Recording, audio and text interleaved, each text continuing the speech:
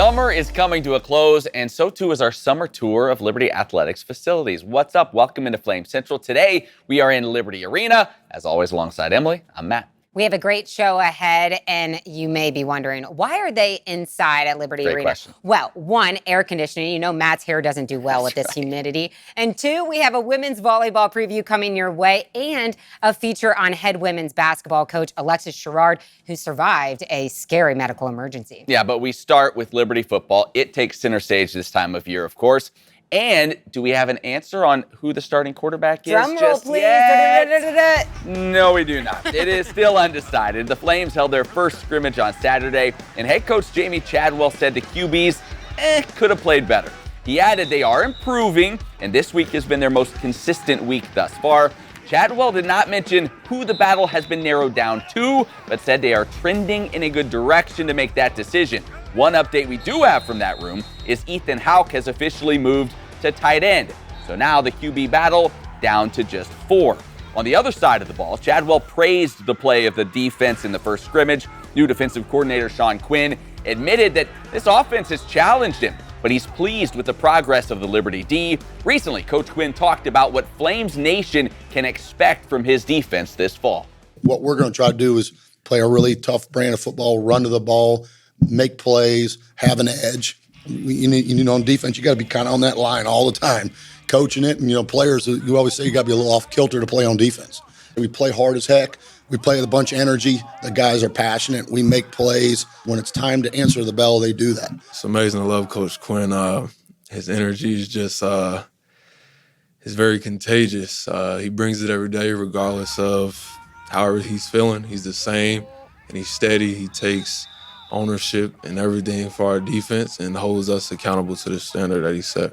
So excited to see that defense in action. Well, more preseason accolades are rolling in for the Flames. Let's start with offensive lineman Aaron Fenimore, who has been named to the 2026 Hero Sports Group of 6 preseason All-American teams.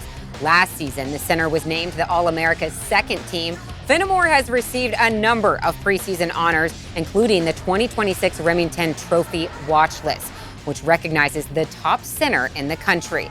And a trio of Liberty running backs, Cam Davis, Kanya Udo, and Peyton Jones, were all named to the Doak Walker Award watch list, an award presented to the nation's most outstanding college running back. All 3 players are new to the Flames roster, and Liberty is the only team in the nation with 3 players on that watch list. Well, while we all wait to see who the Flames starting quarterback will be, the offensive line can't wait. But I am sure of one thing. Offensive line coach Bill Durkin will have those big boys up front ready to go and ready to protect whoever is under center. This week, we had Coach on the Flame Central podcast presented by Ortho Virginia to see how that unit is building chemistry ahead of the season. The offensive line, the most cohesive unit, has to be the most cohesive unit on a football field. How difficult is it, and how much time does it honestly really take to build a cohesive unit? This year, with the lack of the spring portal window, that helps. Huge. Yeah. So we had our first meeting in January when everybody's there, and I said, okay, man, this is the room. Let's get ourselves together. We got to build that chemistry together and that unity together. We have to be a close-knit group, but they don't have to be best friends everywhere, but they have to trust each other. Yeah. And as long as they trust each other, then they know that, hey, if I'm whoever we put in there, that he's going to know what to do and that they're going to be on the same page. And there's certainly some chemistry we'll build along the way. But I feel really good about the closeness of the room with a lot of guys. This conversation was so much fun and very informative. And of course, Joe had to stand up and do his Coach Durkin sideline impersonation. You got to see it. It's the Flame Central podcast presented by Ortho Virginia. We drop a new episode each and every Monday. We have exclusive interviews, expert analysis, hilarious stories, and of course, top-level production. You can find it where you listen to your podcast or watch it on the Liberty Flames YouTube channel. Well, I know what you're probably thinking. How does Matt have such an incredible tan? The crew was actually just talking about it. You probably think I spend all my time lounging by the pool, but actually, I spent this week down in Miami, catching up with former Liberty quarterback turned Miami Dolphins starter Malik Willis. He has had quite the journey in the NFL as he begins his 5th season in the league, but this will be his first as the bona fide QB1. He joins the Dolphins organization with new head coach Jeff Hafley with the hopes of bringing the Dolphins, at the very least, their first playoff win since the year 2000. We asked Malik about the pressure of the job and how much responsibility he feels to help bring the Dolphins back to postseason glory, and he answered in typical Malik fashion. I think the only responsibility I have is to be myself, because they didn't bring me here to be anybody else. They didn't give me the opportunity because I was anybody else before I got here. I just got to try to be myself and impact the guys around me and use this platform to glorify God and have fun out there. That's basically it. We will have much more from our conversation with Malik in the coming weeks, including hearing how he's adapted to the change in scenery from small-town Green Bay to the bright lights of Miami. Well, moving to the links now, it has been a successful summer for Liberty Golf. You may remember Noah McLaughlin, the incoming freshman, winning the U.S. Junior Amateur last month. Well, the Flames also made their presence felt at the U.S. Amateur this past week as well. Rising junior Michael Lugiano advanced to the quarterfinals after posting 3 straight one-up victories in match play. This was the deepest run by a Liberty men's golfer in program history at the U.S. Amateur. Josh Ryan, meanwhile, a 2026 graduate, carded an 8-under par 132 to finish with the low score following stroke play on Tuesday, which earned him stroke play medalist honors. He was just 1 stroke off the U.S. Amateur lowest stroke play record. A successful week for the pair, certainly, and the Flames now hope to carry this stellar play into their season, which starts up in Knoxville, Tennessee on August 31st. Well, believe it or not, some sports have already started for this fall season. The real football. Liberty women's soccer will look to defend its CUSA title this year, and it's projected to do so in the preseason polls.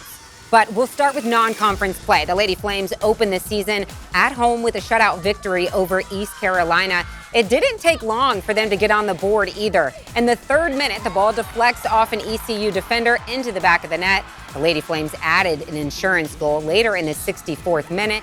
This Liberty defense allowed just 2 shots on goal the entire match, securing a 2-0 victory. Then in Sunday's game, after a lengthy weather delay, the Lady Flames would fall to number 11 Virginia 2-0. Liberty will look to bounce back with another Power 4 matchup at Virginia Tech on Thursday. Staying on the ladies' side, volleyball is set to begin its season with a tournament at ETSU on August 28th. The Lady Flames will return most of their roster, including 3 all-conference players and an all-conference freshman. Head coach Jeremy White feels confident the Lady Flames can compete at the top of the conference and build off their 20-win season last year. White mentioned there are still a few positions up for grabs and is interested in how his players will respond with those roles changing in the coming weeks. Regardless, the goal remains the same for this program: win a conference championship. Here's Coach White with more on those high expectations for the season. This being year 2, I think there's a difference for these guys in their expectation of themselves. I think last year was a lot of learning kind of how to be good and what it takes to be good, and what we have to do daily, the culture building piece that we have to continue on, the work we have to put in every day. We can't take days off, things of that nature. They've learned that, and now it's really just about them coming out and just having their own expectations and how they perform every day in practice. It's subtle hints here and there, but we need to stay on top of from the coaching staff, and they buy into it pretty quickly. And so I think they feel pretty confident in their ability to go out and perform at a high level this year. All right, let's turn to women's hoops now. Head coach Alexis Sherard coming off a successful first season leading the Lady Flames as they finished tied for 3rd in Conference USA. His future is a bright one as a head coach, but it wasn't all that long ago that literally everything in his life was thrown into doubt. A severe medical emergency may have knocked Sherard off his feet for a time, but it's now given him a new perspective on the game and on life.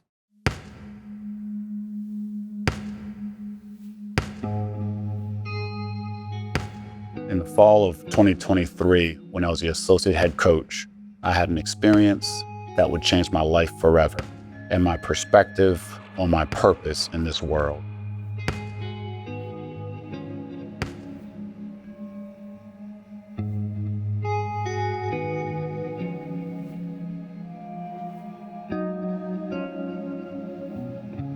One day I was cutting the grass, which is, low heart rate. The pain was in my arm pretty consistently and really caught my attention at that time.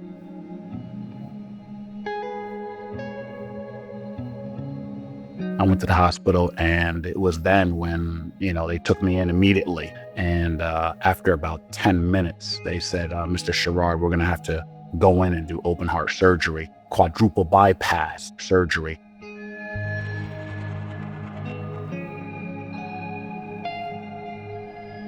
It was nerve-wracking.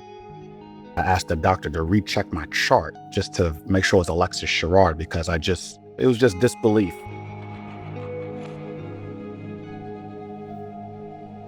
As an athlete, you kind of have that invincible feeling. As a coach, you're always in control. And, at that point in time, I knew that, I was not in control. For this one, I didn't have a game plan, strategy, or solution.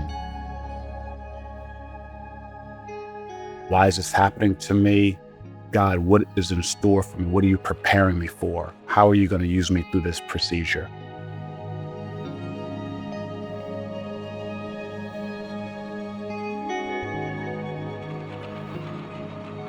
When they took him, I just turned my head because I didn't want that to be the last thing that he saw. And I was worried. They give you stats up front. There's a 1 in 3 chance that he could have a transfusion. There's a 1 in 200 chance of stroke or death during or immediately following surgery.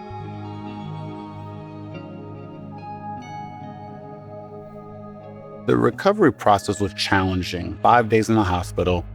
During those 5 days, I probably lost about 20 pounds. I was really trying to push myself just to be able to walk, if that was a prerequisite to getting me home. And that was challenging. So I was able to come home. I was under 24-hour surveillance. I couldn't be by myself. So between my wife, my children, they literally had to babysit me. I just believe God puts people in your life for a reason. Just specifically my wife, Jennifer, through this process. Do I get through this process without her? Absolutely not. I don't think we were prepared the way that we thought we were for how he was going to feel. All of your strength comes from your core.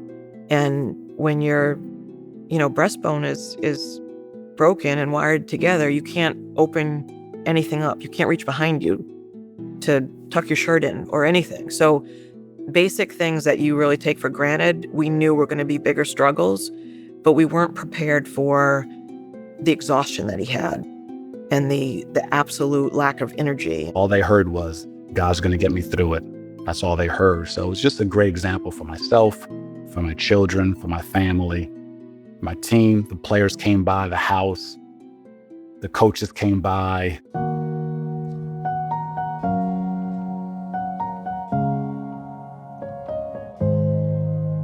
It was emergency surgery. That's something I wouldn't wish upon anyone. But God had me go through it. God just wants you to be just in his presence, just understand his faithfulness. And I really think that's what I got out of it. I have a better understanding of how you can just get a phone call. You can just, go to the hospital and receive news from a doctor that just changes your whole life. So I try to really enjoy the moment. I really try to, I'm absolutely more deliberate with my relationships, especially with my family.